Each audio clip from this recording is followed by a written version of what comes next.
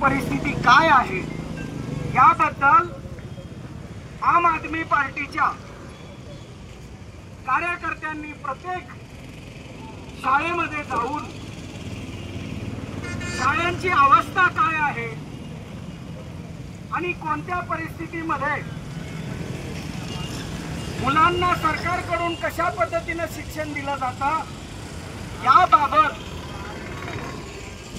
सर्व कार्यकर्त्यांनी आमची पाहणी केली असता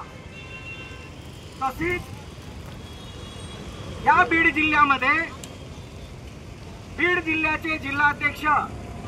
अशोकरावजी हेडे यांच्या मार्गदर्शनाखाली सर्व तालुक्यातील तालुका अध्यक्ष शहर अध्यक्ष इथे उपस्थित असलेले बीड शहर अध्यक्ष सादेक भाई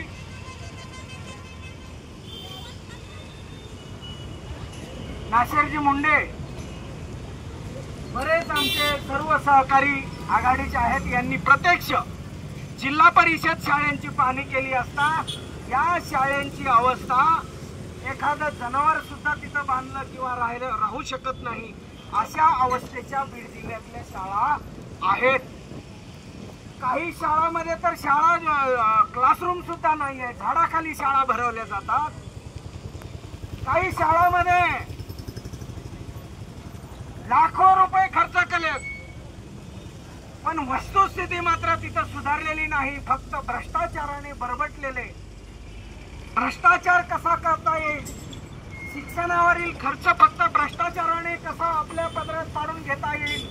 ही नेत्यांची अवस्था या बीड जिल्ह्यातली आहे। त्यामुळे वास्तव विकास मात्र ग्राउंडला कोणत्याही शाळेचा झाला नाही आणि या सर्व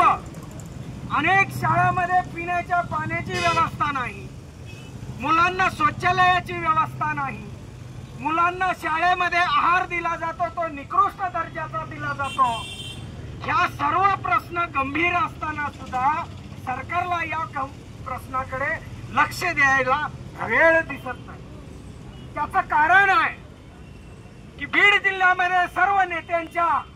स्वतःच्या शाळा उभ्या केलेल्या आहेत आणि त्यामधून भरमसाठ फीस वसुली करण्याचं काम या बीड जिल्ह्यातील नेते करत आहेत आणि जे नेत्यांच्या शाळा आहेत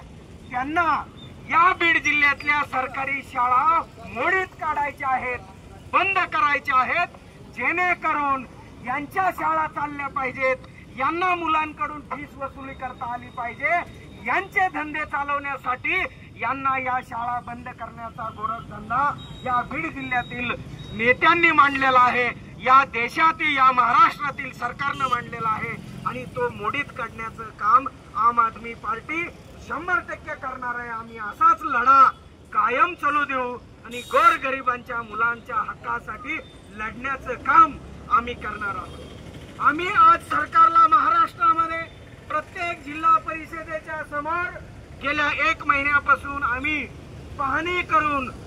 जे महाराष्ट्रातलं शिक्षणाचं वास्तव जनतेसमोर आणण्याचं काम केलेलं आहे, जनतेसमोर मांडण्याचं काम केलेलं आहे आणि त्याच्यातच आमच्या बीड जिल्हा कमिटीने सुद्धा